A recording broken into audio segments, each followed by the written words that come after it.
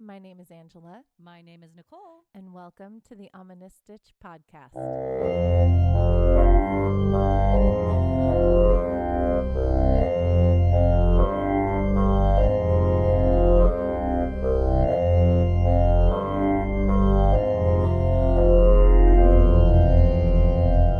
Hello, Stitchers. Hey, everybody. Welcome back to another amazing episode of the Ominous Stitch podcast. That's right. We are here, So excited. dropping it hot on a Friday. That's right. She's laughing at me because we had to redo that. Nicole's like, it's not Friday. And I'm like, I know, but we release Releases. on Fridays. That's she's where like, my "Oh." brain is. We are a little bit loopy today, but you know, Oh. it's spring time. It's been spring Yay. for you guys for a while, but for us, it is officially spring. It's official. Yes. It just dropped. Spring has sprung. Oh, does it Yay. feel like spring to you? It does, mainly because spring is when the stupid time change happens. And I hate that time I change. am not. Why do it's- we still do it, everybody? It's been a couple weeks now, and I'm still like, I can't do it. Throws everybody I off. can't do it. I'm waking up. I'm tired. I'm like, why am I Oh. tired? Oh, it's because it's really like 4 a.m. because I'm waking up at like 5 Oh, a.m. dude. So my husband is doing this thing where, and I did it too when I was his age, where you wake up at 3 and then you're up from 3 to like 5, just because. And I know Is it just your it's- brain? It's just your brain. For me, it was just my brain, and I would just do that. But for him, it's busy season for him. He's a CPA, tax season going on, right? Mm-hmm. So I know a lot of that probably has to do with it, but I'm like, "Ugh, I remember doing that." But when the time change happened, he's like, hooray, I get to wake up at 4 instead. So that's like a whole other hour. Oh, man. Yay! I Yeah. just think we need to drop that. I don't get it. I don't get it. And we don't need it We anymore. don't need 'cause it. We're not an agricultural society, so we don't No. really need to keep going on with the time I change thing. don't get it. But, you know, whatever. I guess There are it's- lots of things in life that we don't need to get, or I don't know, It's gonna that don't happen. make sense. It just makes life full of whimsy. Woo, woo, magic. Oh, Nicole. Yes. So we have an awesome episode. We do. I don't know what we're talking about today, but I know it's going to be awesome. Do I know what we're talking about today? We talked about it a while ago. Okay. You forgot. It's Yeah, all I good. know. I You never. got lots on your brain. I have no brain. If I only had a brain. Ba-dum-bum-bum-bum-bum. Yeah, it's this time of year is hard. I've got a lot of balls in the air that I'm trying to keep floating, and I know your brain went to a dirty place. I can see it on your face. Why am I such a teenager? Oh, Nicole, Anyway. you make me happy. You make me happy. So we have an awesome episode. I'm excited. Oh, I do know what it is because I just looked at one of the words over there. See, I knew I'm it. so excited for this one. yeah, this will be really fun. I'm going to be thinking Ghostbusters the entire time. I know, and I wanted to watch Ghostbusters, but I was like, no, this isn't the type of movie. It's not a horror movie. Oh, but I love Ghostbusters. Everybody loves Ghostbusters. Did you I'm know it's afraid of coming no out soon? I The new know. one? I know. By the I'm time this excited. releases, probably. I think it's out. Woo-woo. Go see Ghostbusters, the people. The second one of the new one, I guess. Yeah. With Paul Rudd. Yeah. I love Paul Rudd. He makes me laugh. I know. He's so good. He's so good. I love Paul Rudd. Me too. Pumpkin, do you like Paul Rudd? My cat is staring at me. This is what he does. He sits and stares at me, and I'm like, what? You're a good podcaster, Mom. I know. Yeah. He's cute. He's very cute. He's actually like, can I please lay on my blanket? Everything that you've made. Yeah. Oh, that's so funny. Oh, yeah. He loves to lay on everything. Oh, that he's I make. playing with your Stitch that we've got going on. Oh, today. yeah. He's playing with we're continuing the braided cable series. So last week we talked about just the simple loop one, and this one's a little bit more complicated. It's a thicker cable. It's pretty cool. It is. Nicole still has a teenager mind about it, but you guys can You probably see, you tell me what you think. My gosh. I'm sure everyone's going to agree with me on that one. But anyway, well, what's got you in stitches, Angela? So, okay, you guys, I have maybe by the time this one drops, we will have a new baby on the farm. We'll see. Oh, you scared me. Not me. It's not me. I am done having children. That shop is closed. Yeah. But I have an alpaca named Bambi. You sure? I'm 100% You were positive. 100% positive they were all pregnant. Yeah, like, but I didn't know a year anything. ago. I didn't know anything about then. I was brand new to alpacas. And since then, it's been a full year, a year and a half, I think, since we've had alpacas now. Uh-huh. And I know that Bambi is going to What have a cute baby. name. I'm 100%. And I've named the baby. It's Thumper because, hello, Bambi and that's so Thumper, you have to, cute. right? You have to. I love it. So be on alert. We're on Thumper Watch. Thumper Watch. 2024. If you haven't heard us before and you are just tuning in, go look up what a baby alpaca looks like. Don't. They're pretty crazy until they're like dried off. aliens. When they're first born, it's just a long neck, a long body, skinny It's so legs, creepy. and they're wet, so they're not fluffy, and it's not cute. They're creepy. But once you dry them off, they're very, very sure. fluffy and cute. Yeah. You have to dry them off first, because otherwise they're just like these wiggly worm things. You're like, what are you? Freaking alien. No, but they're going to be cute. Thumper's going to be so they'll turn cute. out cute. I'm just saying, when you first see them. Yeah. When we were Googling them. So I know. But this is how I know my Bambi is definitely having a baby. That's awesome. One of my old students Uh-huh. is training to be a pet psychic. Oh, or that's an animal right. psychic. Yes. So she came over to the farm because she buys eggs. She's cute. She buys eggs for her dog. That's She feeds her dog the eggs. I love that. And sometimes her cat will eat What them a too. good dog. Yeah. Oh, her dog is. So his name is Pistol Pete, and he's a pit bull. I know. Sorry, I'm popping all my P's there. But he's so cute, and he's just the sweetest, happiest little guy.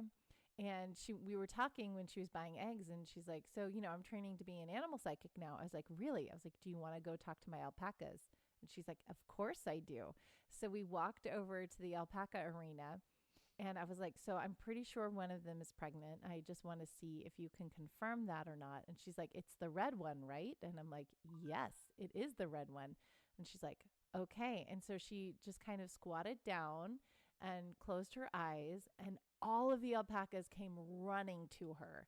And alpacas are very polite. They line up whenever they want to do something. It's hilarious. They will line up to use their, what I call the litter box, but they always go to the bathroom in one pile. Mm-hmm. And if they have to go, they line up and wait for the one ahead of them to be done, and then they go. That is so polite. They line up to drink love that. water. They line up to get their little baths. And it was a little bit hot this week, so I set up their splash pad, especially for Bambi, because she's pregnant. She's going to have a baby. And I remember how uncomfortable it is the last few weeks. You're just like, oh.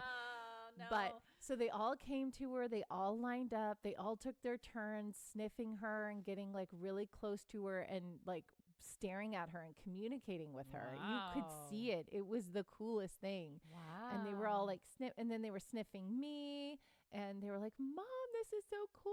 And like Mew Mew, who is my most friendly alpaca, was just letting me pet her. Wow. And it was the coolest thing because they were so Did interested you take in videos? her.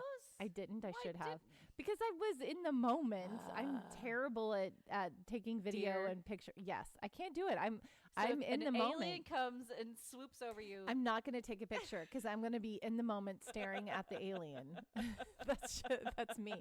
Same thing with Bigfoot. Same thing with anything. Dang I it. cannot be trusted. This is why you need to me. get. I know. See, I will whip out my phone. I cannot be trusted to take footage of any major life moment. Dang it. I'm trying to get better at it, but Okay. I'm terrible at it. I'm good at it. So I'll help you. So she's talking to Bambi, and immediately she's like, oh yeah, I feel a lot of pressure in my tummy and I feel a little nauseated. So she's definitely got a baby in there. Wow. And like you look at her, she's very wide. She's gotten wider the longer that I've had her. So I mean, yes. Super cool. I'm pretty sure. Okay. And the people that we adopted her from, we adopted her and Onyx. So we adopted a pair of them. They have experience in breeding alpacas. They've been doing it for a while, and they bred both of them. And they're like, we're pretty sure that Bambi's pregnant. Onyx, we don't think so. She could be, but we don't think it took with her. But we're pretty sure it took with Bambi. And I've been watching Bambi. Her tummy has definitely grown. Nobody else's tummies have grown. They've all, stayed the same. And she's just, the way she lays down, she's uncomfortable. She has to kind of put her tummy to the side. And She's not cushing the way a normal alpaca would cush. Mm-hmm. And she started kind of separating herself a little bit and trying to make herself as comfortable as possible. Like you do when you're in the last few weeks of pregnancy, you're just like, ugh. Right? So I'm doing everything I can to keep her comfortable. I love but yeah, she connected with her. And I want to read you the text that she sent me. Okay. Because she connected with her while she was here. And then she continued to connect with her after she went home, and she was able to kind of go back in and revisit her during a quiet time at home while she was meditating. And so let me pull that up. Okay, so this is the email, or this is the text message that I got after she went back in the night before. And so she said her energy was super cool. I hadn't seen an energy movement like it before. It moved like a DNA strand with 2 lines of energy going in and out of each other. So that's her and the baby, right? Isn't that cute? Yes. Think of the energy strand like an aura. I'm still learning what all the energies mean, but if I figure out Bambi's, I'll be sure to let you know. So she's still, figuring that part out. But she said, when I asked her if she was pregnant, she made it feel like I had a huge stomach and I felt nauseous. It definitely seems like she's pregnant, and I'm eager to know if my reading is right. So please keep me updated. Wow. Isn't that cute? I love that. And then I told her, I was like, just make sure she knows that she's got experienced mamas around her because this is her first baby. And I've noticed that Pepper, who is the one that had the most recent baby, she had Veruca, Pepper and Veruca Salt. Woohoo. So I get excited about my names. Okay. That is okay. But Pepper has been kind of guarding Bambi and staying with Bambi a little bit more. So I see Pepper wanting to be maternal around her. Yeah. And then we also have Butterscotch, and her daughter is Mew Mew. So I know those are our 2 mother-daughter pairs. And I believe all the other ones have had babies because before we got them, they were part of the 4-H program, which is why they look like they're still could be pregnant, because if they've been bred a few times, they look like they have that that body. Mom to mom. Yeah, any mama got that saggy I tummy get thing you. going on. So anyway, so that's what I've learned about the alpacas. So I just want to make sure that she knows she has a good team of mamas that are going to help her. And I'm here to help her, and I love her, and I want to make her comfortable. And I was like, please tell her all of that. And she's like, oh, she knows. What a sweet I'm like, thing. My yay. gosh. I love that. So Bambi, we love you. We'll take pictures. We're on Thumper Watch. We Yeah. will take pictures when Okay. Thumper gets here. Yay. Thumper may be here by the time this podcast drops. Oh I my don't know. Gosh. We'll see.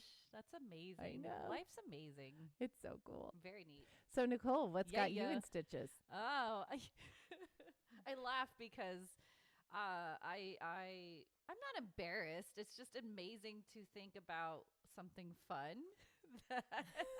Okay. Anyway, yeah. yeah. Don't be embarrassed. This is fun. This is cool. So Angela and I were talking about a person that I met recently. They applied to a job where I work, and they happen to be a tarot card reader. Yeah, which is cool. That is the coolest thing. They have a website. I will talk about them probably later because I do want to have them on our show at some point. Have So- you ever had a reading done before? I have not. Okay. I have. I know. And you were telling me you're going to tell everybody here Yeah. soon, but that it's so cool. But anyway, I picked up my own deck because I was like, I just want to try and see how it, brand new. I had just opened it today. I'm very excited. Yes. But it's just so hilarious because I don't know if you all scroll through TikTok or Instagram. TikTok, which might be gone soon. Did you hear about that? Yeah. Stupid. No. Okay. Anyway. It's not going anywhere. I don't think so either. It's just too popular. But if you ever scroll and if you find something and it'll pop up into your feed if you watch it just once and you'll get multiple. Yeah. It's annoying. And sometimes it's great because I'm like, this is what I want to see. It's like an eager puppy. It's like, oh, you like this? Yes. You like this? You want some more? Here's some more. Have some more. Yes. So it's funny. I'll get these TikTok feeds that, if you've received this video, it means it's for you. It's not hashtagged for you, which it's not. It's funny. But it's like, because I've been watching these and I'll watch it for a little bit, it's going to come this to me. This video is for you. It's for me. Yeah. And they shuffle the cards and one pops out and they're like, oh, this is for you. I see change. It's always change. It's always something good. Change. will do you good. But anyway, I just thought it would be fun. And so I'm going to try to work this on Yay. Angela at I some know, point. so you have tarot cards to play with Oh, now. it's so We gotta figure it exciting. out. What I like about these cards is that if you see it, it talks about what it means, if it's upside down or if it's right side up. Oh, okay, good. So that's helpful that it has all that Yes, on it's there. like And a you don't have to beginner- like grab a book and start Yes. flipping through it to figure out, okay, what is this card? What does it mean? Exactly. And it Mhm. does come with a guide. And I'm not trying to promote Amazon, but that's just kind of where I go for everything. So thanks, Amazon. If you want your own official one, go find your own. But, Yeah. so I'm excited. But what was your experience? So my experience many, many moons ago when I was a professor, I had a student who was into spiritualism and she was learning about a whole bunch of different things. And she one day came into her lesson and we were doing our lesson. The lesson was over and she looked at me. She's like, oh my gosh, I can see your aura. And I was like, oh, cool. I'm so fascinated by that too. Yeah. And I was like, okay, well, what does it look like? And she goes, well, it's very colorful and very bright. But on top of it, you have a gray covering, a dark gray covering that's not letting it shine as much as what it wants to. Mm-hmm. And I was like, oh, well, that's interesting. Because at the time I was going through a big change in my life. Mm-hmm. And I was trying to figure out what direction I wanted to go into. My life could go in it could go in two directions. There was a big decision I was struggling with. Mm-hmm. And then she's like, do you mind if I do tarot card reading on you? And I'm like, no, sure, we can do that. And so she's like, okay, well, after my lesson next week, I'll bring my cards and we'll do a reading. I'm like, that sounds great. Because I had a break after her. I didn't have any lessons, so we had time to do that. So she came back the following week and we did a tarot card reading, and she's going through the cards. The first card that she flips over for me I think, if I'm remembering this correctly, this was like 20 years ago. It was a long time ago, but, or not 20, but like 17 or 18 years ago. So she, flipped a card over and, it was upside down and it was a burning tower and people were Ooh. like jumping out of the tower. And I was like, oh my gosh, like, what is this? It's very ominous. And she's like, okay, this card means that you have a huge decision that you're trying to figure out. Mm-hmm. And it can go one of two ways. If you stay in the path that you're on right now, it's not going to go well. You need to make a change. And I was like, okay, yes, I do need to make a change. And she was right. And then she started, and that just kind of solidified things for me because I was questioning a lot about whether or not I should continue on the path I was on or make a complete change and do something else. Mm-hmm. And so that like really solidified it for me that and a whole host of other things, therapy and all kinds of other things. But yeah, so this was like a big sign that is like, okay, yes, I need to continue on. But it was really interesting to see how the cards, as she was flipping them over, just kept confirming things that I was struggling with and that I was debating upon. And it was just like, yeah, it was really neat. Picks up everything. It did. It was like so clear during that reading. I was like, it's spot on. Wow. It was crazy. So yeah. Let's do this. I know. I'm excited. Are we going to win the lottery? Yes. Yes. Yes. Yes. Okay. But yeah, so stay tuned, everybody, because I'm going to hone my skills. Yes, you and then are. we might have some cool guests at some point. Or Yes. A guest on the pod. How cool would that be? I think that would be really exciting just Yeah. because, I'm sure you guys love us, but to have another voice on here would be nice. pretty fun. Bring in some fresh blood. And something that I don't know anything about and they do. So that would be awesome. Yeah. So, there you go. Yay. I'm excited. But today's episode, Yay. we're going back and forth. It's fun trying to figure out new topics. And of Mhm. course, this is our kind of home base of haunted thing. I love doing haunted places and haunted Yes. things, and I've really started to dive into it. So as you guys know, I've been working on a project. I think I've talked about it on the pod before, but I have a blanket that I'm working on to donate for an auction. And taking all of Angela's it's time. taking all my time. It's, I have to make 96 squares. I have 50 of them done right now. And it's coming along, but it does take a while. And so I've fallen back in the listening to / watching when I can look at my phone and not crocheting. What are you listening to? To paranormal researchers and investigators going into different haunted places. Fun!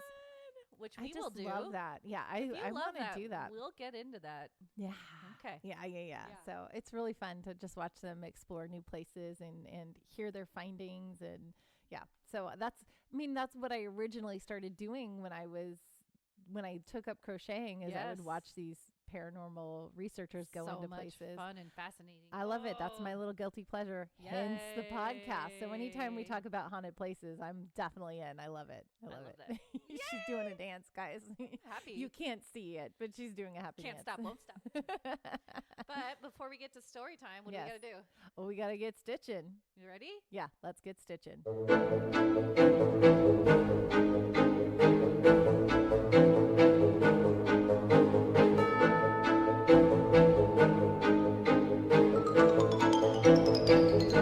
Okay, stitchers.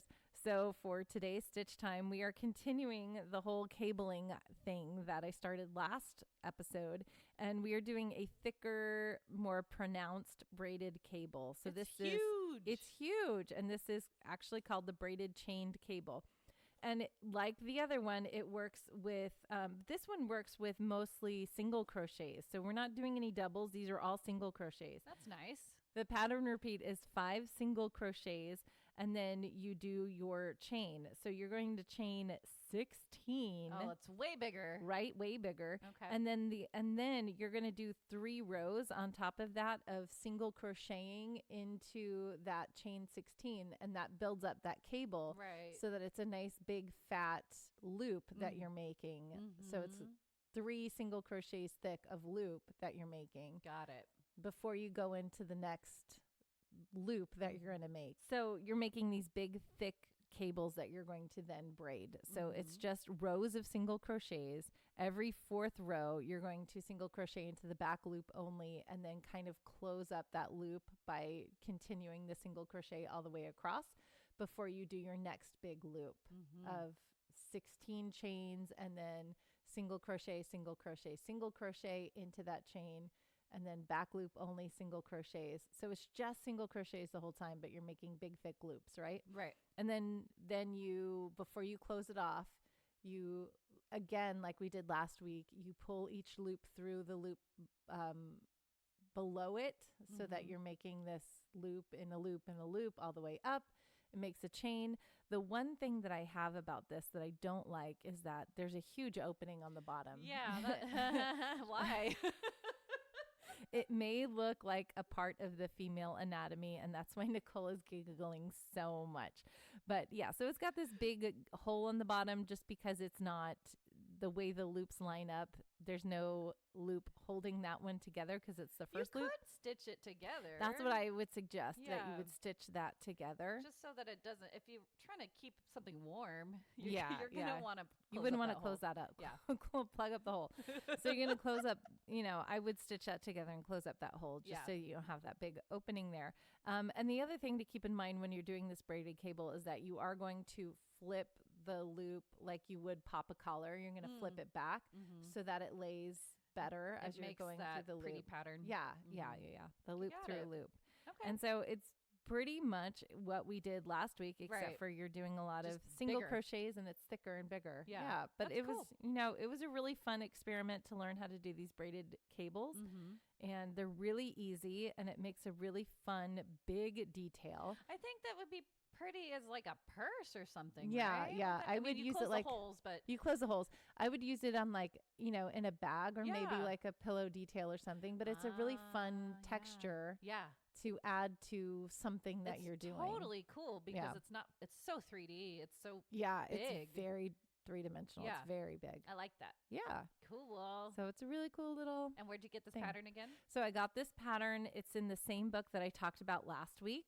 It is the new Crochet Stitch Dictionary.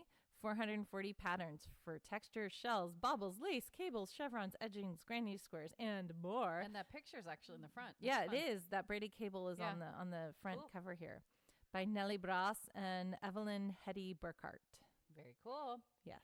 So that's it. I mean, pretty simple, quick That's stitch fine. time. That's But great yeah. though to know. And again, this could be used for a lot of fun things that are different because I'm usually 3D or not 3D. I'm usually crocheting very flat.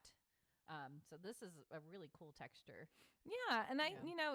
it's an interesting thing to do if you're doing like maybe even if you want a cool like fun detail and if you're doing a sweater that's striped. Because Yeah. couldn't you imagine this? And I would just probably just do it on one side. Yeah, I wouldn't do much on that. Yeah. But just that would be the big detail in the sweater. Just do a braided cable if you're doing a striped sweater up and down just one side. Wouldn't that be cool? That would be neat. Yeah. I like so that. anyway, Cool. try the braided cables today. It's a really easy way to get a really cool cable detail going into something that you're doing. Yeah. I love it. Yay. I love everything you do. You're sweet. Thank you, Nicole. So I am ready to dive in for story time. Are you ready? I'm ready. It's story time.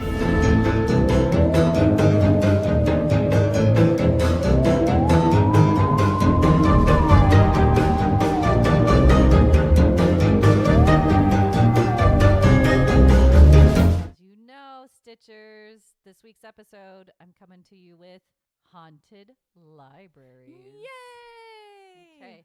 We travel to North Providence Union Free Library in North Providence, Rhode Island. Rhode Island. I'm showing her pictures. Again, I will post pictures on social media. It doesn't It look looks like a haunted. regular It looks like library. a regular library, go. like maybe built in the 80s. It doesn't even look old or anything. Well, or 90s. This is the fun part. Yeah. So let me give you the history like I always do. So it's lengthy and it's based on the increase of population, but the current library in North Providence, Rhode Island was moved in 1986 where the former North Providence Arena and Super Skates were previously, making it super, super big. Oh. I'm showing her the old arena. Yeah. So wow. They moved into there. Okay. Wow. That's a huge library. Yes. For Rhode Island? For Rhode Island. The tiniest state in the nation. They have one of the biggest libraries. There you That's go. cool. I love that. Go Rhode Island. Yes. The library was recently featured on the Discovery Plus Travel Channel show Kindred Spirits. Have you ever heard of this? Oh, no. All right. So since the library opened in the 1980s, there has been a lot of unexplainable phenomena happening. Staff report hearing someone calling their name when they are working alone, especially in the reference department. Ooh. And then there is the elevator that moves up to the second floor by itself. Nobody's pushing buttons. Okay. That's awesome. Yes. Then there are reports of an apparition of a tall man that approaches the desk, but when the staff member looks up, nobody is there. Oh, creepy. Wouldn't that you hate that? I'd be looking down. That's one of my things that it's always fun to like. What if someone's there and you look up and they're gone? Like that's just spooky. Yeah, to that's me. creepy. That's creepy. I wouldn't like that. Right? I mean, I think eventually I'd get used to it, but like at first I'd be like, Right? Yeah. I'd be like, I don't want to work here anymore. I feel like somebody come at the desk with me. Worst, I think, is clocks have flown off the walls. What? Yeah. And vacuums are constantly shutting off on their own. Well, that's nice. They're like, please, I don't want to do work today. Yeah. Stop. We're not Too gonna loud. clean. It's too loud. It's too loud in the library. Shh. Yeah. Library director Stephanie Blankenship recalls a particularly strange occurrence when she was in her office and she heard a noise, only to find all the plastic cups on a tray near the water cooler standing up perfectly on the floor. What? That's fun. That's like poltergeist. Yes. Yeah. Even though there is no camera in her office, she was able to find a video from a camera in the reference area that was directly on the water cooler. She observed a sleeve of cups fly out and land perfectly standing up on the floor. So she got to watch this happen? Yes. That's the coolest She thing. found the video. Oh, that's the coolest thing. And then she could see herself leaving her office in response to the noise. She tried recreating the scenario, but couldn't. Now, I wish I could find that video online. Oh, that would be so cool. But I couldn't. Yeah. But oh, that would be so cool. Dude. Most staff believe the ghost to be former Mayor Salvatore Mancini as the building bears his name, and even his funeral was held in the library for 3 days after his passing in 1994. There's even a large bust of him in the library. But the stars of Kindred Spirits, Amy Bruni and Adam Berry, did a little more investigating. And as they did more research and investigation in the Rhode Island History Room of the library, they believe the main ghost, at least in that area, was a former library trustee, Herbert Hopkins. In the 1970s, Hopkins was searching for a new library location, knowing the former building was just too small. At that time, he exchanged a lot of correspondences with then Mayor Mancini. But Hopkins passed away in 1978 before he saw the library move to the former skating rink, which he didn't even think of, that he didn't even know that would be a possibility. So the Rhode Island, I put R, the Rhode Island History Room was named the Herbert E. Hopkins History Room. And in July 2020, the bust of Mancini was moved here, which spiked the paranormal activity in this room and around it. Nice. Yes. Nice. Bruni and Berry were able to deduce from their paranormal investigation that Hopkins was unhappy with Mancini's attention and credit to founding the new library location when Hopkins did so much legwork.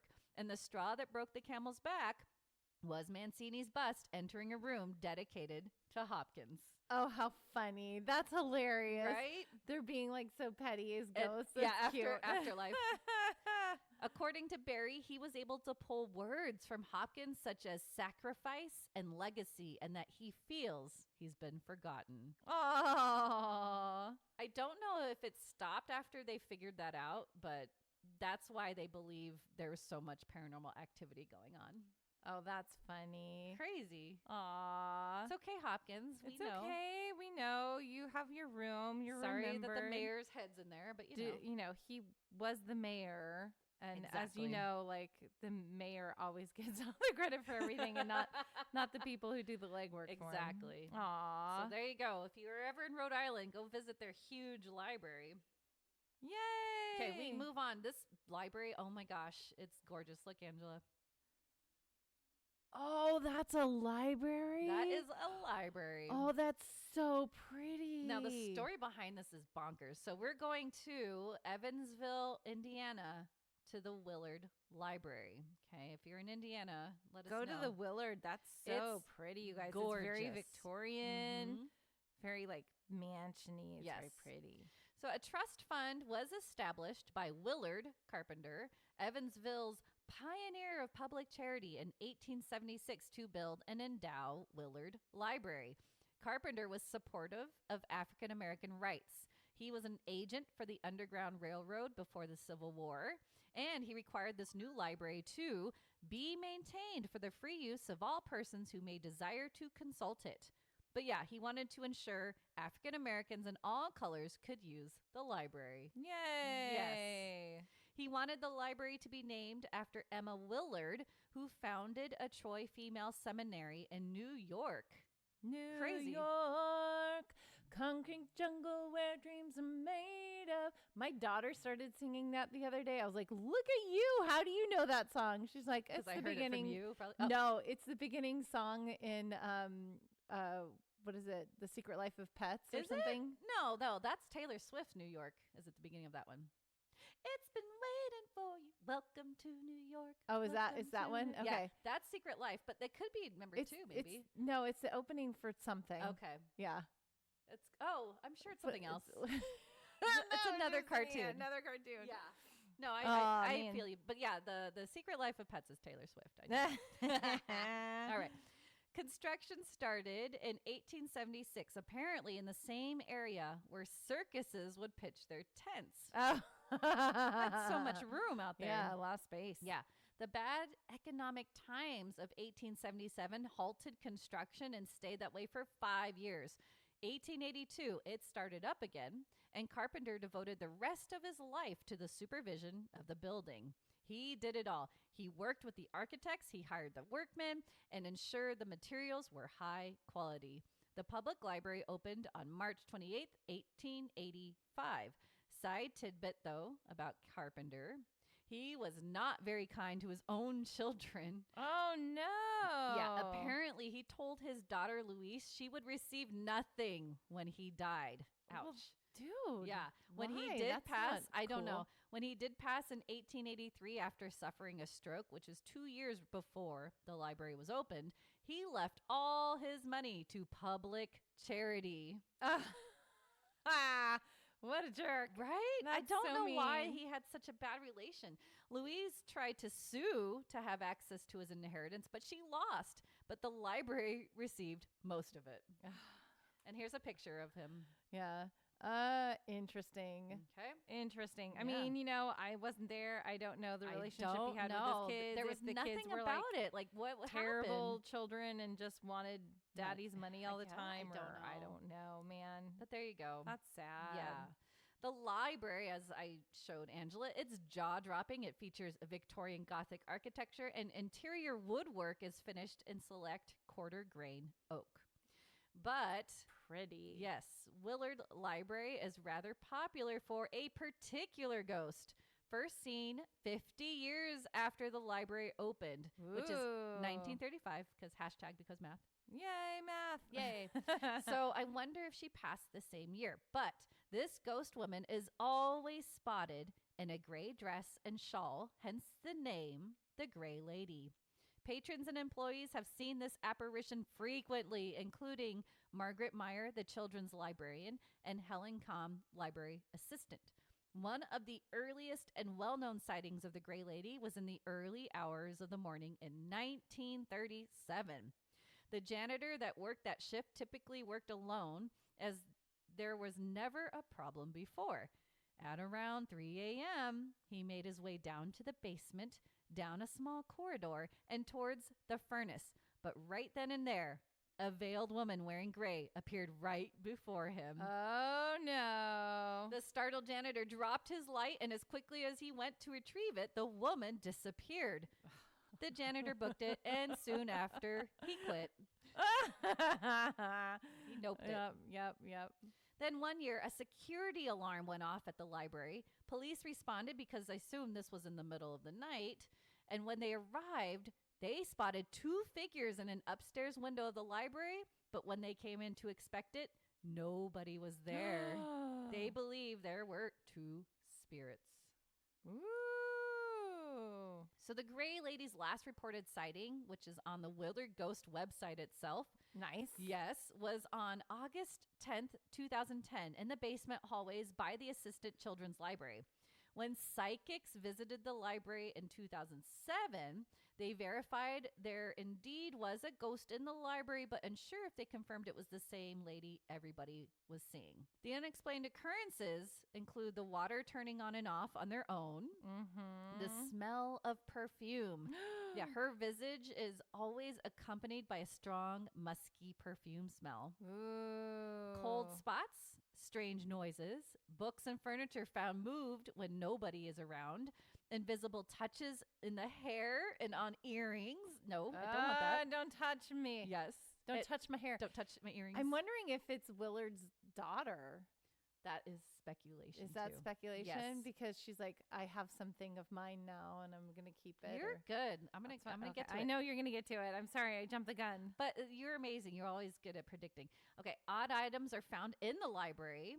I wish they elaborated. I put this in my notes. I was like, What elaborate on items? this more, but that's what it says. Odd items are just found in the library. Okay. Some see her wandering the halls with books, and others have seen her perched on stairways. It's totally Ghostbusters. It is. It is. Right? Did They probably Ghostbusters got it get from this this. I'm guessing. In some spooky cases, she'll appear in the elevator. You want to be trapped in the elevator with the gray lady? No, thank you. No. No, thank you. No. What do you do? I don't You're know. just I would stuck. close my eyes. What if the elevator gets stuck and she's in there with you and you're like, "Nyah!" I would scream. I don't know. Pound on the door, figure a way out. Oh, no. My gosh. No one 100% knows the exact identity of this gray lady, but many claim it's Carpenter's daughter Louise, ding, ding, ding, who Yay. still holds a grudge against her father. Well, yeah. Now, you're going to love this. Okay. The library received so many reports of the gray lady that the library decided to install webcams so everybody around the world could try to spot her. What? We can watch. We can look. You guys, I'm like jumping right now. This is so cool. I will link this. But look, Research room ghost cam. they're everywhere. So this That's is the so research room. This is fun. going on right now. Oh my gosh, there's a person in there There are checking people out stuff. talking. That's not the gray lady. No. They say it's mostly near the children's room, so I'm going to go. So you can click on that. Oh my gosh. How cool. There's children playing in there right now. I'm going to just leave this on while I crochet like all the Seriously. time and watch for the ghosty. You can do this with Loch Ness. Did you know that? Oh, you can? You can watch the There's lock? a guy. I think I told you that. There's a guy that watches it all the time. Oh, wow. But here, this is where she's usually found. This is the Oh, basement. in the basement. So I was corridor? checking this out. Ooh, that would be a cool place to catch her, like, because there's nothing there. No, this freaked me out when I Okay. found this. There are these 4 plaques right here, which I think they put notes in. It reflects where this elevator is right here. So when I turned it on, see, Oh, it looks like somebody's walking and it's an and elevator. it freaks me out. Isn't That's that cool. crazy? So, and I was like, "That's a ghost! It's a ghost!" It's No, a ghost. It's a ghost. No. no, it's just It's just people- somebody walking. Right. So you can see that. You can find and watch this whole time, which is crazy. That is so cool, Nicole. I love it. Yeah, willardghost.com. And you can find, you go to the, they have webcams. It's a tab at the top, and you can watch this library, which is crazy. So there you go. We're going to move on. Okay. We're going to Saginaw, Michigan. Here's Yeah. another amazing building. So pretty. I love that. Isn't it amazing, oh my these libraries? gosh. Yes. So we're Michigan. You guys, there are so many beautiful buildings in the world. I wish people would just always make beautiful buildings. Yeah, I agree. Because, like, what's the point in making, like, just a Boring. square box? Yeah, you should make things like this. This looks Oh, like a that's castle so almost. pretty. Okay, this is the Hoyt Library. And let's go to the beginning. Jesse Holt, born March 12th, let's cross that out. Jesse Holt, born March 12th, 1815, was the son of James Holt, a wealthy merchant who happened to teach Jesse and his 3 brothers to pursue careers in business and finance. James Holt, the father, ended up backing Norman Little, who wanted to establish a new city in Michigan. Little moved up the river and established East Saginaw, Michigan. Young Jesse joined his father's business and eventually took over responsibility for the Saginaw property. He was able to build a lot around East Saginaw, and in 1882, he bequeathed $100,000 to the city of East Saginaw for a suitable and substantial building to be used as a library. Well, I think that was money well spent because that building is gorgeous. I agree. He also made sure it was called the Hoyt Public Library, and the name shall never be changed or altered. Nice. It's always the same. Construction began in 1887, and most of the building was made with limestone. Nice. Yes. Limestone. This was the last visit to Saginaw for Hoyt because he fell really ill. The library opened to the public in 1890. And the library housed 20,000 volumes of material, a lecture hall, a Wow. meeting room, and a trustee's room. Yes, this is a big Huge, library. man. In 1920, the first expansion took place, and another happened in 1960. It stands as a landmark for the city of Saginaw. Yeah, it's beautiful. It's gorgeous. Then in 2015, a documentary film was created called A Haunting at the Hoyt Library. Dun, dun, dun. Apparently, this building is one of the most haunted places in the Midwest. Yeah. Yeah. But before this, reports from visitors and employees mentioned hearing the sound of typewriter keys, but the sound seems to come from nowhere because it comes from behind a door that leads to a set of stairs that is no longer used. Where is it coming from? Oh, that's crazy. Spooky. The most common creepy occurrence is when patrons ask for customer service. They get assistance from an elderly woman that knows their way around the library. Okay. Yeah. At one point, someone told the library director to thank this woman. But the director at the time didn't know who they were referring to, as no one had passed by him to enter or leave the room they were in. The claims are that, yes, this spirit is the library's first librarian, Harriet Ames, from back in the 1890s. Oh, how sweet. Harriet still comes to work. She's I want to stay the librarian here. Aw. I want to work with Harriet. That would be fun. It's very sweet. But she's not the only spirit in the library. Throughout the building, patrons have seen books falling off the shelves, feeling cold spots, lights coming on by themselves, and all of this happens daily. Dude. Yes. Kim White, who was the Hoyt's Library's branch manager, I don't know if she still is or not, because this article was written a little bit ago. But she was the manager for years. She said she had people work in the library who never experienced anything creepy, and they'd been there for decades. But then she started noticing little things start happening in time, like having to go up to the tech attic, which feels like someone's watching you, and there are cold spots everywhere. But one night, she had been there with someone else, and she was there with someone else, and they had turned the lights off and left the room. But then suddenly the lights came back on again, and the only switch was at the bottom of the stairway, and nobody was there. So how'd that happen? Yeah, lights came on. How? That's Another so librarian, cool. mentioned hearing books drop off the shelves nightly, but when they would go back to check, nothing was out of place. So now they don't even bother because they know everything's okay. Okay, that's my book. It's a reoccurrence. And with many locations with haunts, Hoyt Library does hold ghost tours now. Yay! Yes. All right, we're going to move on. Okay. Hutchinson, Kansas. Okay, so I'm going to show you a couple pictures soon here. Okay. Because this is bonkers. Okay. Okay, the Hutchinson Public Library in Hutchinson, Kansas was opened to the public January 12th, 1901. But as the community grew, the city council knew they needed to expand the building. So in 1904, the Carnegie building for the Hutchinson Public Library was completed. And this is what that one looks like. Okay, so they're moving around here. Okay, yeah, that's pretty. It's a very nice standard library. And then the new Hutchinson Public Library on 9th and Main was completed in 1951. So here's the modern one. Boring. It's just a box with windows. Definitely a big box, yeah.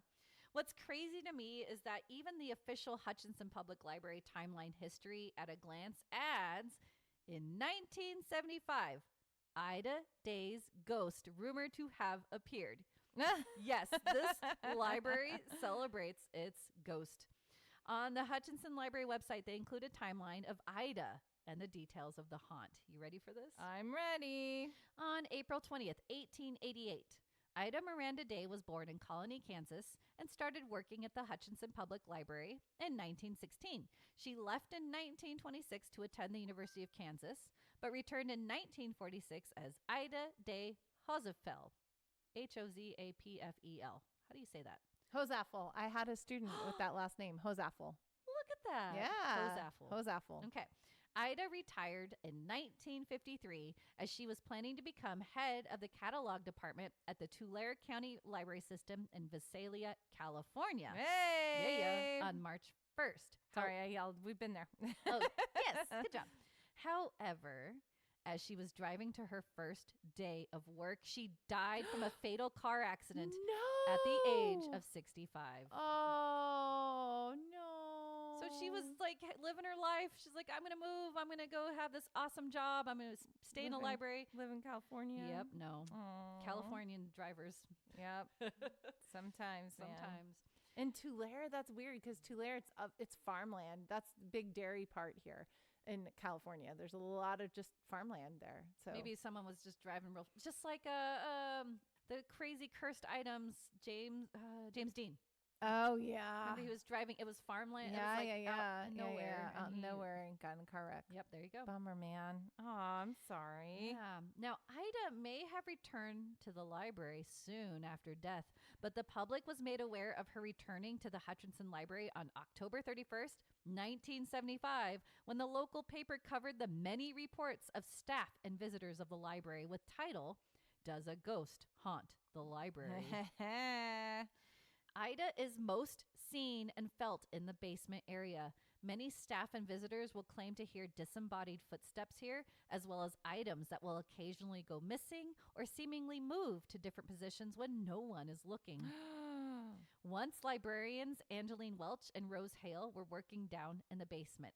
Hale needed to go upstairs real quick, but when she returned, she could hear Welch talking to someone and then heard footsteps walking away.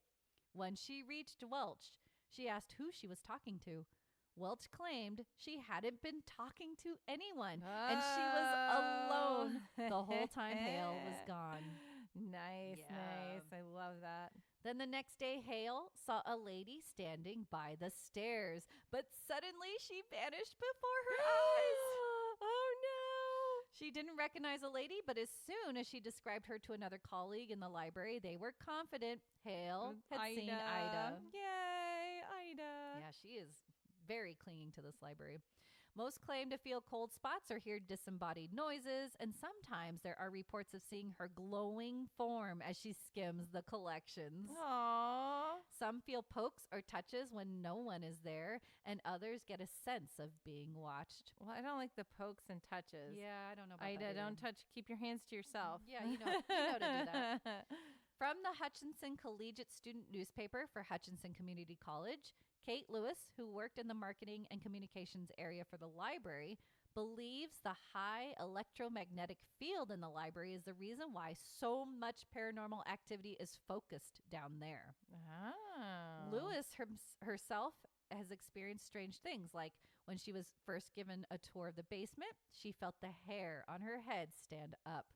And then when she brought her 7-year-old daughter to the library for a stuffed animal sleepover program, she wanted to take photos of her in the children's services supply area.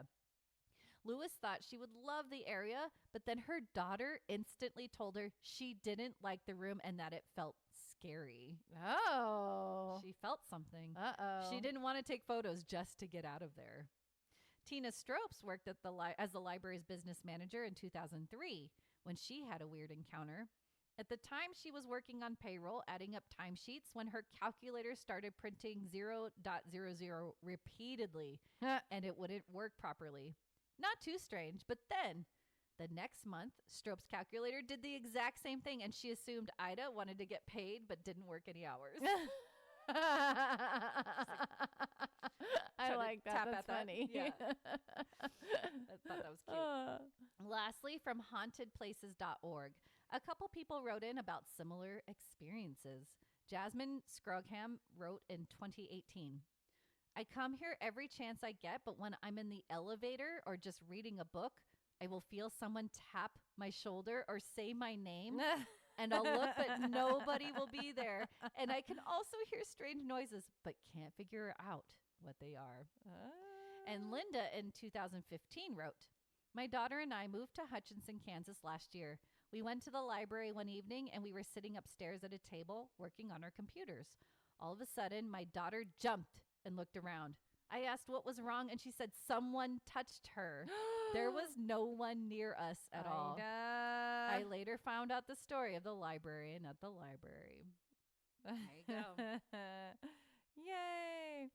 But I mean, these haunts are awesome because these are all just like sweet little old ladies that are still working in the library.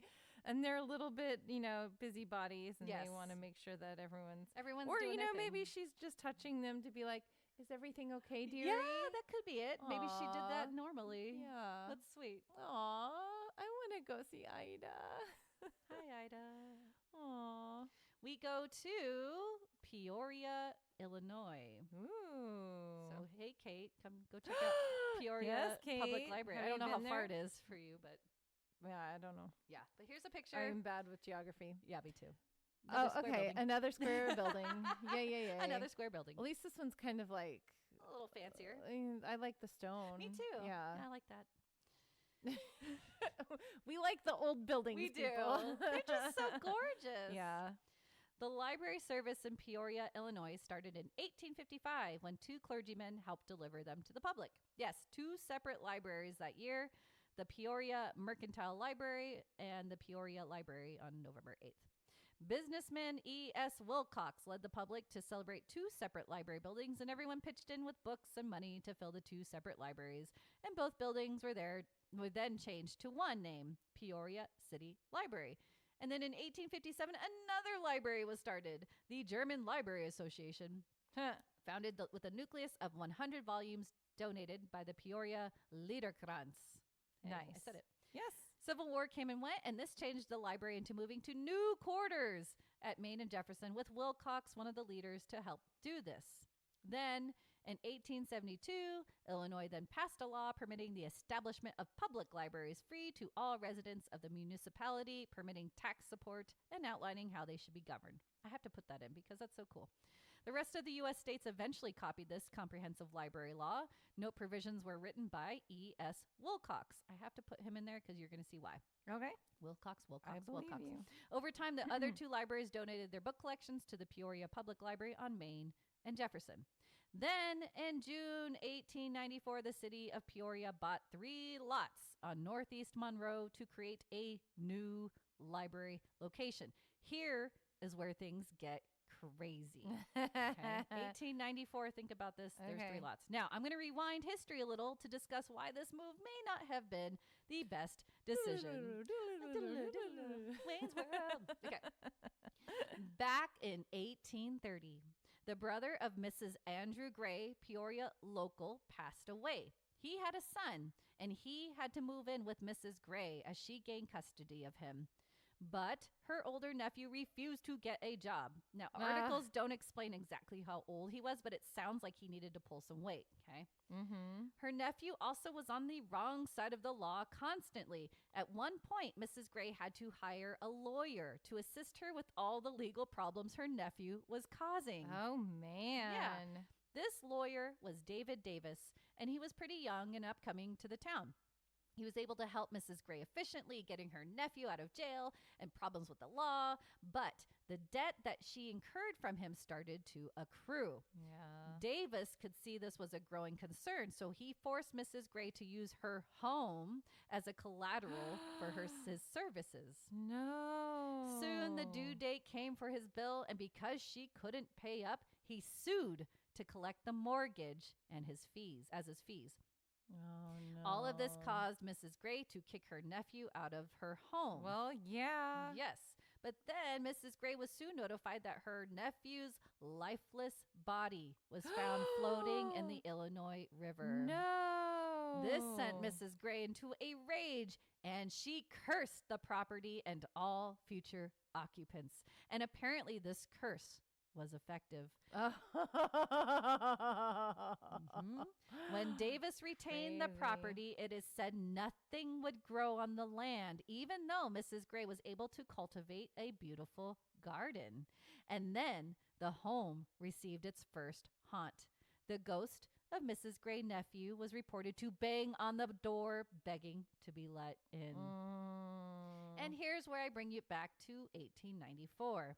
The same land that held Mrs. Andrew Gray's home is the same land where Peoria purchased to build the new library. Or at least some other sources. The home was on another part of the property. But remember, 3 different plots of land was purchased to build it. So it was plausible that Gray's home was within the confines of the new library. Right.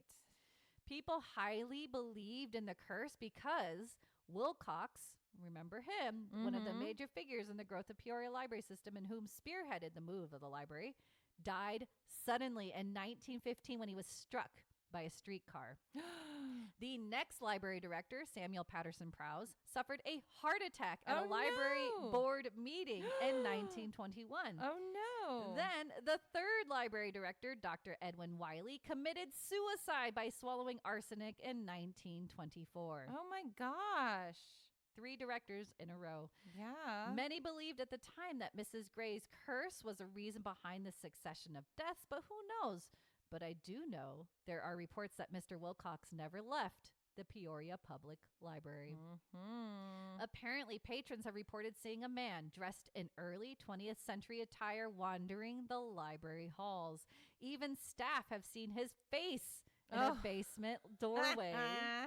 Oh, no. Others reports. Always in the basement. Always in the basement.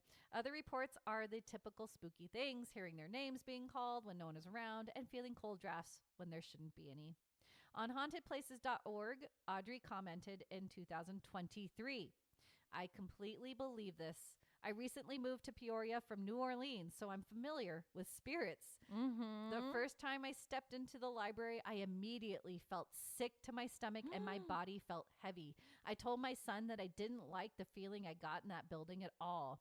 I've maybe been back 3 times, and all 3 times I felt the same heaviness and unease in there. Ooh. All right. That's spooky. I don't. That one's not a happy library haunt. No, it's not I don't a nice like that little one. lady. The curse, man. Yeah. I'm cool without going there. Yeah. So, Kate, don't go there. Don't go there. Don't go there. Oh man. Okay. I mentioned at least a few episodes ago, I wanted to possibly do an episode on Haunted Sacramento, remember? Yes. Well, this is the best time to bring this up, the Sacramento Public Library. Hey. And that's my own picture. Oh yay, Nicole took Yeah. it. Aw. I took That's a good picture. It looks like Save the Clock Tower. It does. Right? It really does. It's like a Greek revival, is that what you call it? Yeah. Yeah. With the nice big columns, columns, the big and Roman there's columns. And then statues. the triangular Mhm. I don't know what you call that porch. It's Roof like a porch. triangle roof thing Yeah. on top of the columns. You guys know. You You can guys- vision it in your brain. and you'll see it. You'll look at the pictures. Yeah. You'll visit podbean.com and go see all of our show notes. And Yeah.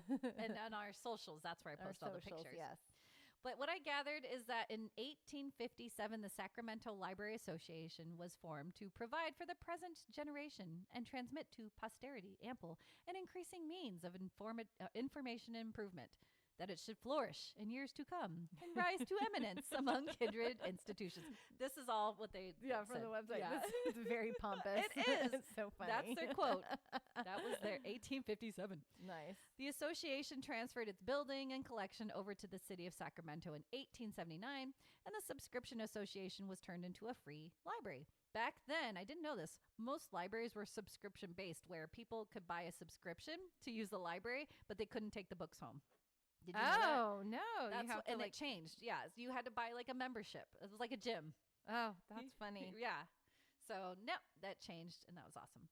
Anyway, the free library opened on June 14th, 1879, and in 1908, the Sacramento City Library System became the first in California to open service to the entire county. Yay! Currently, there are 3 branches of the California State Library System: the Sutra Library in San Francisco, the Stanley Mosque Library and Courts Building in Sacramento, and the California State Library Central Branch in Sacramento.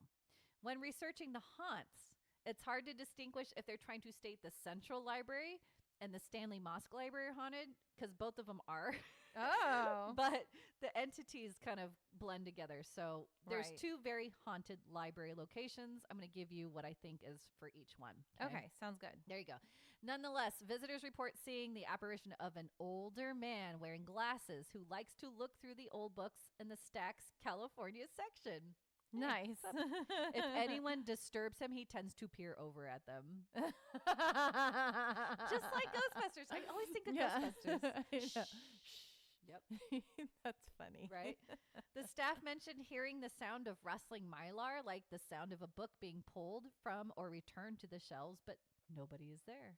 There's also the apparition of a lady in red. Ooh. From hauntedhouses.com, they write, an odd occurrence that happens on a regular basis begins with a missing book that is supposed to be on the shelf. When the staff member who is looking for it calls for help, the helper looks where the book is supposed to be and also can't find it. Finally, a full-scale hunt ensues with up to 4 people looking for the same book. After a while, one of the staff members will look once more in the place where the book is supposed to be, and there it will be. Ha ha ha. Mean ghosts. That's funny. Also, early one morning before 7 a.m., a staff member who was alone in the California history section, working in the office area with the entrance door locked, heard the wooden shutters on the door leading into the copy machine area rattle. as if someone entered the copying room. No one of this world was there when the staff member checked. Oh, that's... Yes. It is theorized that the manifestations and hauntings began to be noticeable after the new building opened. And some believe because the sacramental tunnels, I didn't know this, run under the library. There are tunnels under there. Ooh. Linking it to the Capitol could be why it's so haunted. So many believe the tunnels are the most haunted areas in Sacramento. Ooh. Which I didn't even know they were there. I would have taken a didn't know there tour. were tunnels. Yeah. Neat. So there you go. Lastly, I need to read you these Reddit posts that were added to. Has anyone worked in haunted libraries and had some experiences? Yay! I love it. So cool. All right. This is from Cheol J, Cheoljay. Okay. I work in one right now. Nice. Before it was a library, it was kind of working as a hospital. But Oh, it was what? more that they sent people here to die. Oh, no. People that wouldn't make it. And before that, it was a sanatorium for TBC patients. Well, of course it's haunted. Yes. Those course. sanatoriums were just insane. That energy. Yeah. It lingers. Oh, my gosh. If I look up from my computer, I see old pictures from late 1800s, early 1900s of nurses and a kid sitting outside the house. They never took pictures inside the house. From what I can see in the basement, it used to be cells down there. We have the library's archives down there. So I have to be down there at least 2 times a day. Oh, man. If I'm alone inside, it's usually very quiet, but I can hear that someone is walking down the stairs from the second floor and up from the basement stairs. Can also hear someone walking on the second floor. Sometimes I question if I missed that someone walked up, but you have to go past me to come to the stairs to the second floor. Oh.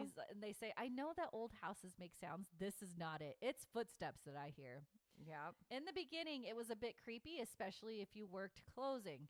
Now I even say, ghosts, here I come again, whenever I go into the building or down to the basement. LOL. I love it. All right, next. Yep. It started when the security guard saw a floating torso walking down the hall once. Just a torso? I don't like that. I don't like That's so that. weird. Why just your torso? And the sightings grew from there. That's so bizarre, man. Right? They had to bless the place with a karakia every few months. Oh, wow. One time I was in the basement stacks where the lights were on, 15-minute timers. It timed out, so I was plunged into darkness. While I was feeling my way back to the switch, the old piano that had been in storage forever suddenly made a noise, like someone sat on it. Got to the light switch and no one was there. It's just, the rats or the cat or something that You was in there sure? that went boom, like plunked on the Landed on pianos. it. If it started playing a song, then that would be That's something true. else. That's true. It could be that. That would weird me out, man. That's Just the torso. The torso is bizarre. I don't like the torso. I don't like that. Like, there's no head, there's no arms, there's no legs, just Just a torso. I later saw the infamous floating torso one night too. Nice. It turned out that a reflection of someone in the corridor around the corner would perfectly reflect on the windows in the hallway and really look like a floating torso going down the hallway. Oh, funny. But still creepy as F. Yeah. There you go. Okay. Mystery solved. Yeah, I got a few more. Okay. Because they're cool. I certainly did. A hospital library with a spooky ghost, too. And one of the consultant doctors stored the bones of convicted murderers in a projection booth, which I am sure didn't help matters. No. Don't do that. No. Why? You burned that shit. Oh, we popped it. I was laughing so much. Oh, my gosh. The library was in a converted chapel on the hospital grounds, which was part built on an old asylum. What is up with this? Gosh. There's a reoccurring theme. Creepy to creepy to creepy. Oh, you know man. where this is going. That's what they Okay. wrote. The library was 24/7 access, however, with a simple rule. You turn the lights off when you leave because they would be on all night and were very expensive. But we had a small problem. If the last person to leave was a younger male doctor and he looked back, he would see a young lady peering out of one of the windows just watching him. She did nothing, just watched intently. Of course, She wants to marry a doctor. Yeah. A doctor. Of course, they ran back, turned the lights on, and shouted, "Sorry." The next morning, we would be greeted with the lights blazing. So we would check the CCTV and send a reminder to the last doctor to turn the lights out. That lady is not real. Just keep the lights off. Yeah. She'll be okay. Okay, but the funny thing is, the response was always, "I was not the last. There was a nurse there." There was never a nurse there. Never a nurse. After a number of reports of a rather brave young Filipino doctor attracted the interest of the woman in the window, and after hearing the tale, walked towards her.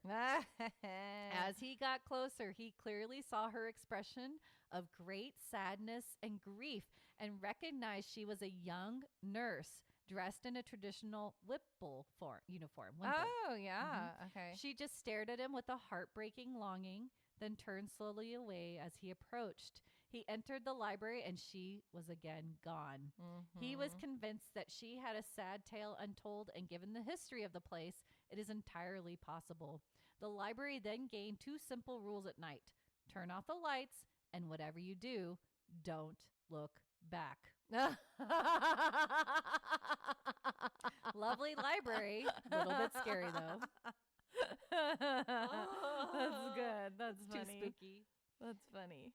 I have 2 experiences in the same library. One, we had a little girl go missing and later found dead from one of the neighborhoods near us. Oh, no. She frequented the library. Her favorite color was purple. One day, I see the stuffed bear with the purple ribbon tied around it sitting in one of the chairs near the desk. Thought it was odd, so went to ask another staff if anyone knew where it came from. They followed me to see it, and it was gone. No staff had seen it, nor a child in the vicinity. It just disappeared. Oh. Yeah. 2. She brought her bear. Before we close each night, we have to clear the stacks. On the far side of them is a wall of windows. I walked towards the windows and saw the reflection of a woman walking away from me down the aisle. She had very long blonde hair and an old-fashioned purple dress. She's a ghostie. Yep, by the time I got to the aisle, she was gone. I booked it back towards the front, checking each aisle, but no one was there. When I mentioned it to other staff, they were like, "Oh, that's the ghost lady." Other people had seen her as well or smelled her perfume, something old-fashioned like lilacs or something. Aww. So, ghost lady. Nice. Last one. Ooh, boy, do I.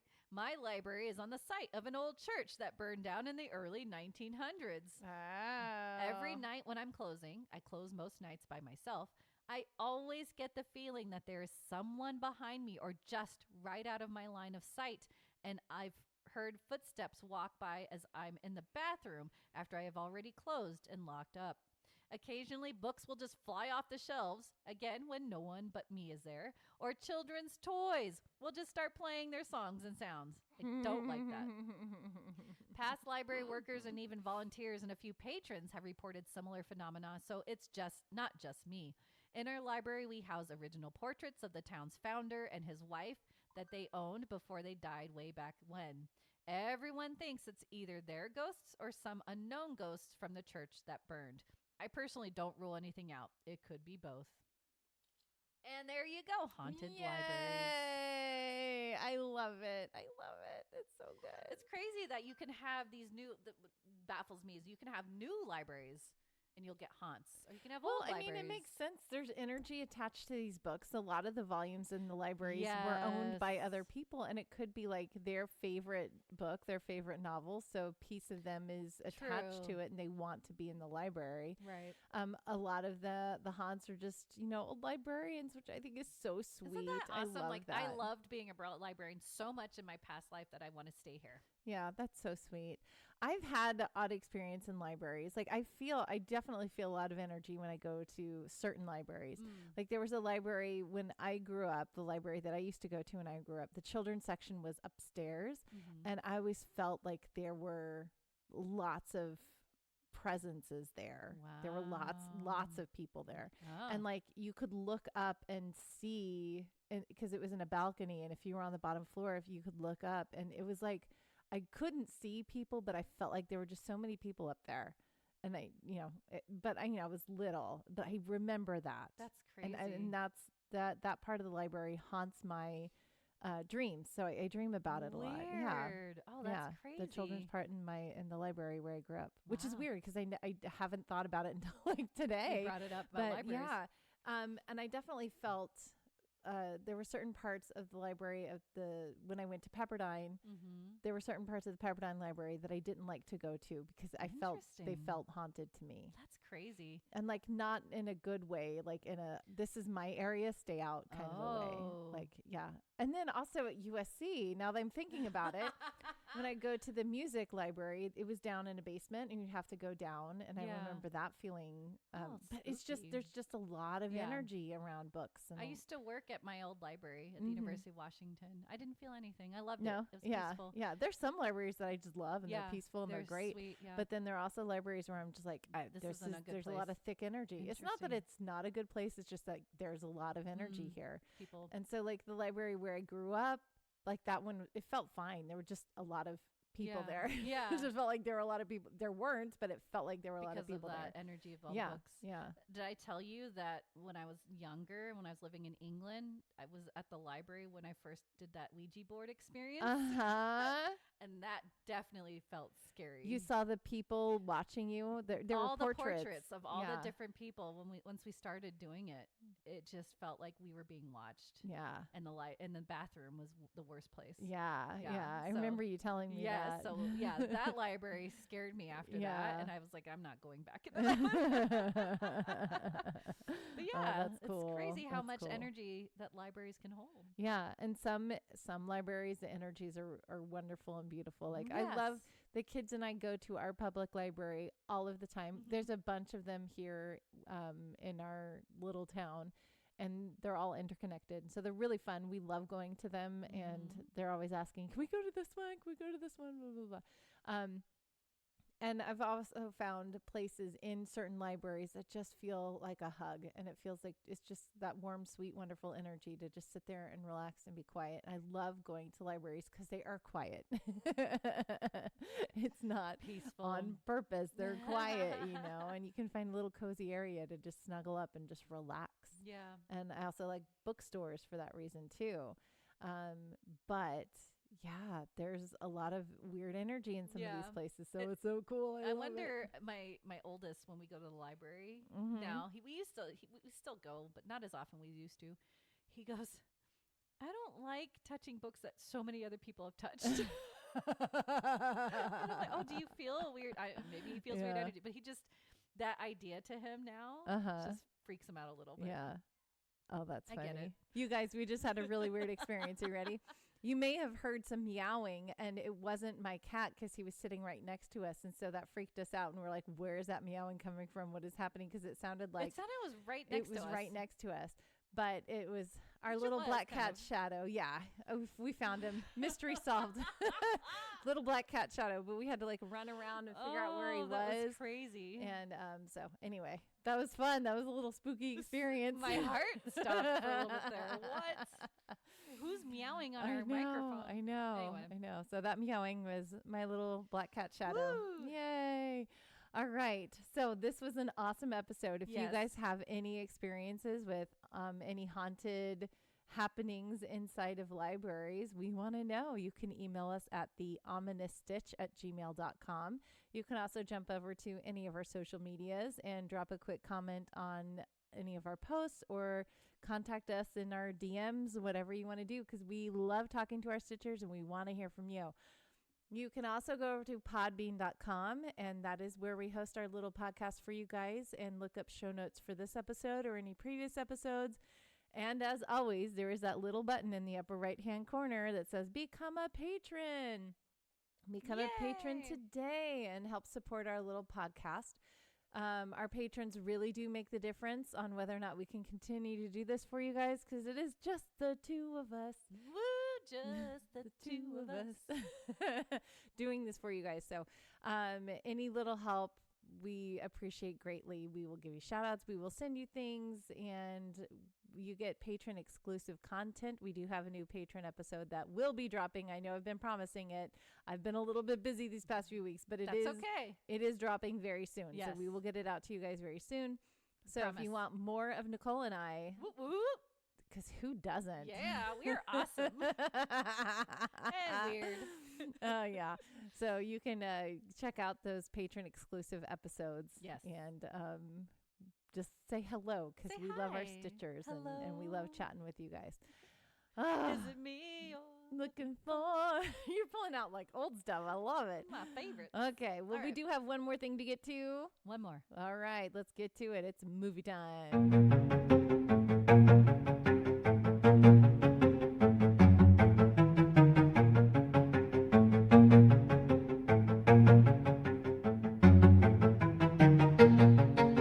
This week's movie review, Paranormal Activity, released in 2007. IMDb rating of 6.3 stars.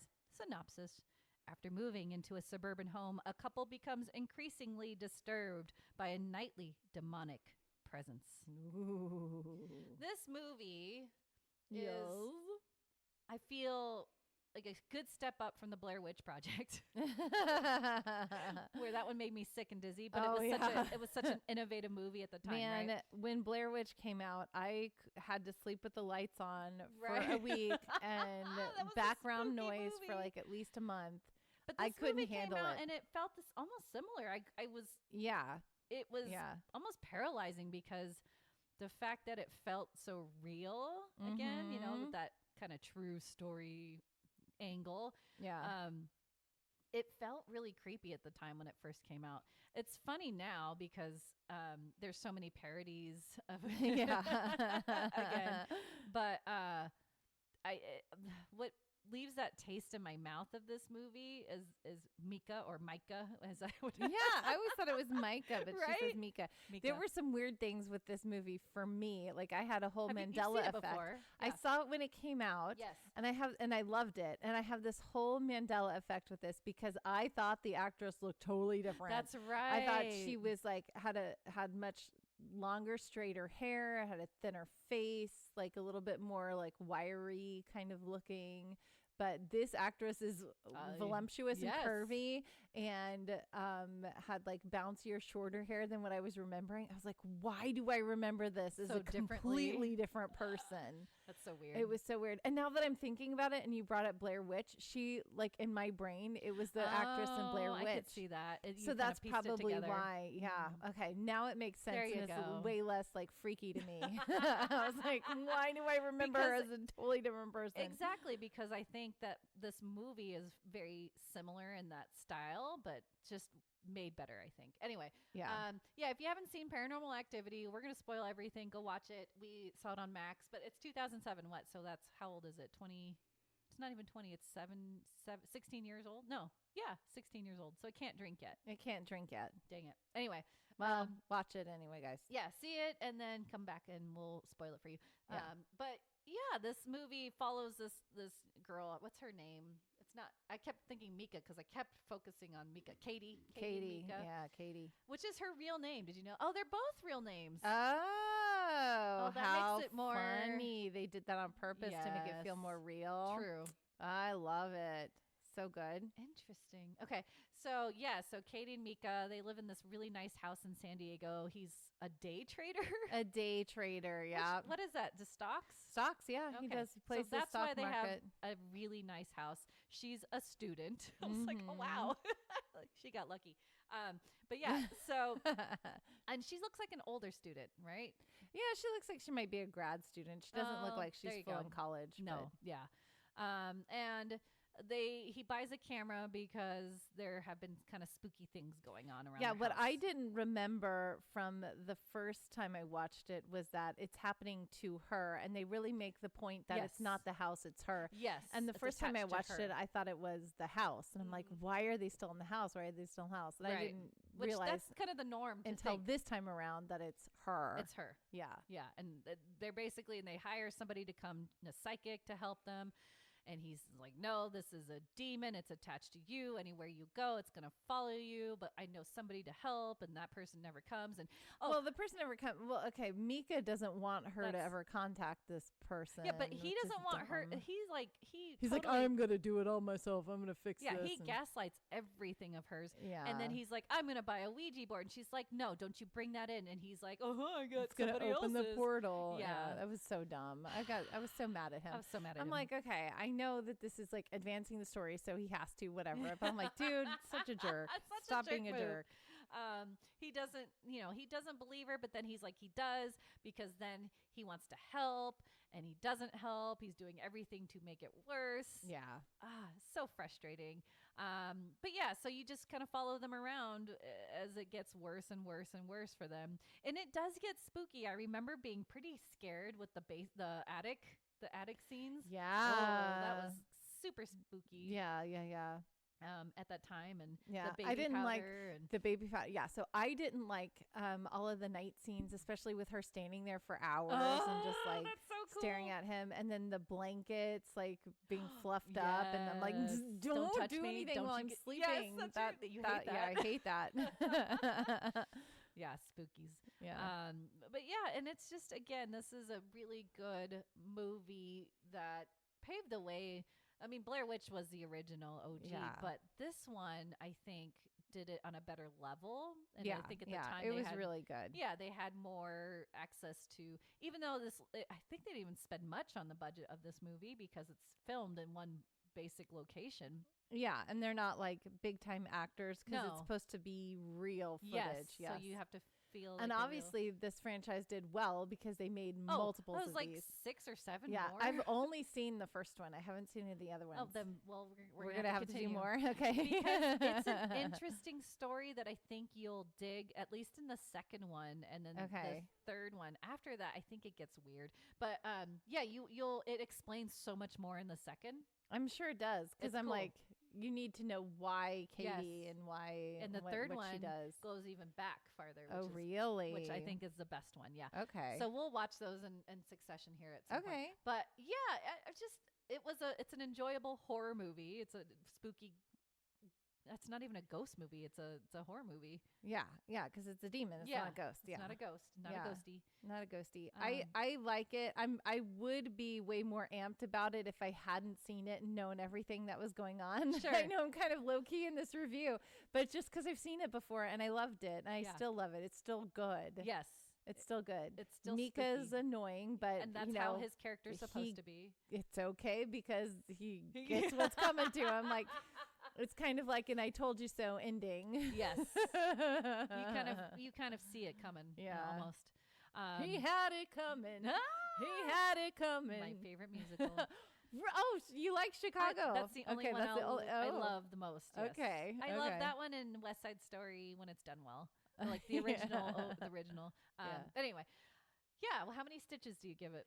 For me, it's like a classic one for me. It scared the bejesus out of me when I was the first time I watched it. Right, yeah. It was terrifying. Anytime I see chandeliers, I expect them to sway. So and there were things when I watched it the second time around that I had forgotten about, like the Ouija board catching on fire. Yeah. And so there were definitely things that I was like, oh yeah, I forgot about that. And it was like, it felt very real. And so it was really cool. So for me, this is like a quintessential one. I'm going to give it a high 9. I'm going to give it a 9. Hey. It's up there. Okay. And you I haven't know seen I'm the like other ones so too. low key because I know what this movie is. I've seen it before. If this was the first time I've seen this, I would have been more mind blown for you guys. Sure. But yeah, it's it's really old good. movie, It's like, it's great. I'm glad we watched it because I was like, I love this one. Okay, cool. I love that. I forgot to mention her friend and her doing what were they making? Beading? She's doing her crafting. yeah. Oh, she knits too. Did That's you right. see her She's knitting? knitting, Yeah, yeah. she knits. I was That's like, right. ah. So it's showing her like true little hobbies, but it was cute. Yeah. I give it an 8 just because yes, it was a classic and everything. But you paved the know way. more. But I know more, and I think I like the other ones better. more, which is crazy. But it's so still I'll be really way more good. excited when I watch the other ones because I haven't seen them. And that's what makes me excited because you haven't seen them. Yay! But yeah, go watch Paranormal Activity. You can kind of stitch to it if you're scared too. It's good to Yeah, look down. if you need a break from it feeling like real and you Yes. need like something comforting like a hug, grab your yarn. grab your yarn. Yeah. Yeah. Or your cross stitch. Yeah. Because that helps a lot. But Yeah. it's a fun movie. It's good. It's good. lighthearted. It's lighthearted. It's a lighthearted, fun little romp. No, it's very fun. Yeah. So if you haven't seen it, go see it. Yes. We recommend it. Yay! What a super fun episode. Yeah, always. Always. Yeah. Yay! I love it. I love it too. Join us next time. Yeah, join us next time. Next week, I'm sure we're going to have another awesome episode. Yes. Again, I don't know what it is. I love not knowing what it is. I won't 'cause tell love you. surprises. It's a surprise. It's my favorite. You guys don't even know what it is because it's not next week yet. And we're goofy, and that means it's time to go. Yeah. Until next time, we'll see you, Stitchers. See you, Stitches.